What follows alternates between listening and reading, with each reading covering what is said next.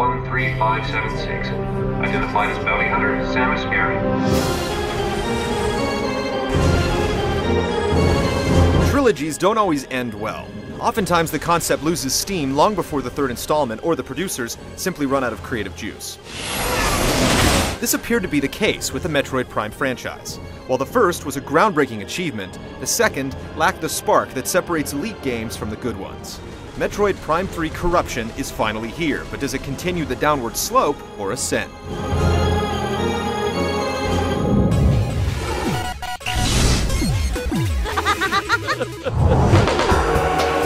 If you completed the prior two Prime games, then it's no secret that Samus was infected with Phazon. This is what Metroid Prime 3 is all about. At the game's outset, there's a setup involving several supercomputers that have been infected with a virus, and it's up to Samus to provide the cure. But this is really just a superficial front, as the crux of the prose is really about Samus' struggle to control the Phazon running through her veins. Prime 3 includes a ton of voice acting and plenty of cinemas, certainly giving it a more commercial appeal. Damn! They're targeting the planetary defense system. At the same time, these elements don't completely invade the experience and rip away the feeling of desolation that has always pervaded the series. There's a lot of exposition off the top. The middle of the game settles into a nice Metroid-esque groove, and then at the end, things are tied together in a mind-ripping conclusion. While the bump in production values is nice, a lot of the dialogue is rather trite. There are a few slight twists and turns, but for the most part, the story is typical Metroid fare.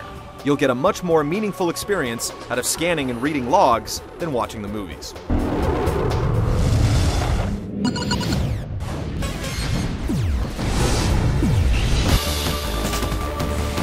The biggest design change is how you start the game. Instead of Samus losing all her powers, she's adequately equipped out of the gate. But that doesn't mean that she doesn't finish the game with a plethora of upgrades. Nothing could be farther from the truth. We don't want to ruin anything, but suffice to say that all of her classic abilities, and some brand new ones, are front and center and executed flawlessly. In prior Prime games, Samus would end up collecting a number of different beam types. Here, they all basically function the same, minus a color swap and the ability to open new areas for passage. To remedy this, an old standby, the Ice Beam, has been converted to a missile attack. Once you've collected a new beam, it inherits all the abilities of the prior beams, and therefore there's no need or ability to go back to the older armaments. Corruption is a much more neatly arranged package than the prior two games. Instead of there being one huge, confusing world, there's a handful of planets that the bounty hunter has to visit along her quest. The areas on each planet are much more compact and much easier to understand, especially when you're looking at the wireframe map. Samus' ship is used to get from planet to planet with multiple landing points on each one, and a number of other things. More on that later. Backtracking was something that received a good deal of criticism in Prime 2, and to a lesser extent, in the first game. It's definitely present in Corruption, and it wouldn't be a Metroid game without it, but with succinct levels and maps, it struck a near-perfect balance. Where objectives are concerned, they run the gamut from investigating energy spikes, defeating certain enemies, defending allies, and more. Make sure enough of them make it safely through this area. There's a checkpoint system that's used, allowing you to continue your game from the last significant event instead of starting from the last save point, which helps curb the frustration. The game moves at a breakneck pace the majority of the time, but then at the end, you're forced to go on a pointless scavenger hunt that grinds things to a halt. It's a shame because the 4 or 5 hours leading up to this are some of the greatest moments in gaming ever burned onto a disc. There's little doubt that Metroid Prime 3 has been designed to make it more approachable for the average player. The backtracking has been streamlined, mission objectives are clear, upgrades to weapons and power-ups come at a fast and furious pace, and it's all the better for it. Clocking in at a good 20 hours of playtime, it gives you plenty of value for your money as well.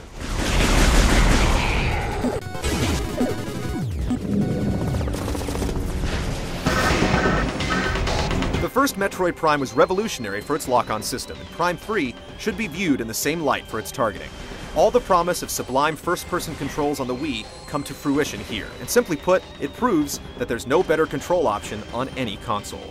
You can still lock on to enemies, but you can also fine-tune your aim. The default sensitivity is perfect. You'll be picking off the smallest of enemies from a distance with pinpoint accuracy after just a few minutes of play, and you'll never want to play a shooter with dual analog sticks ever again. It's that good. The one issue is the aiming reticle. Because the game is so colorful and frenetic, it can sometimes blend into the background, making it difficult to line up shots. This aside, the projectile combat is simply incredible. The other Wii-specific controls don't fare quite as well. You'll be doing everything from flipping switches to shaking off enemies, but like a lot of other Wii games, it has problems picking up when the controller is getting closer to or farther away from the screen.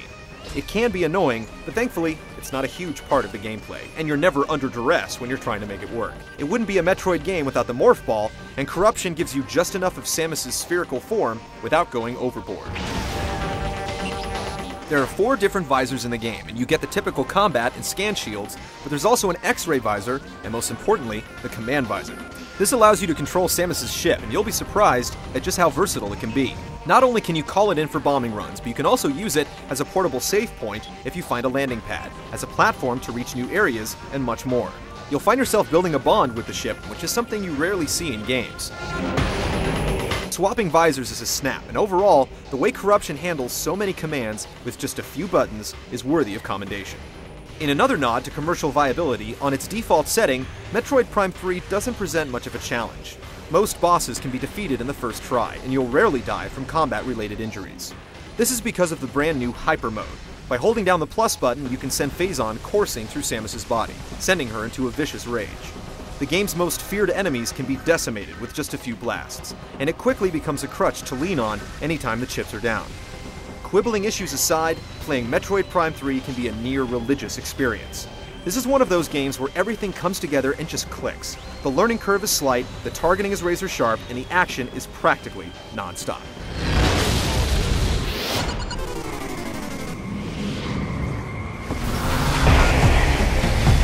It's almost assumed that more polygons, shaders, and particle effects make a better looking game, but Metroid Prime 3 proves that art trumps all.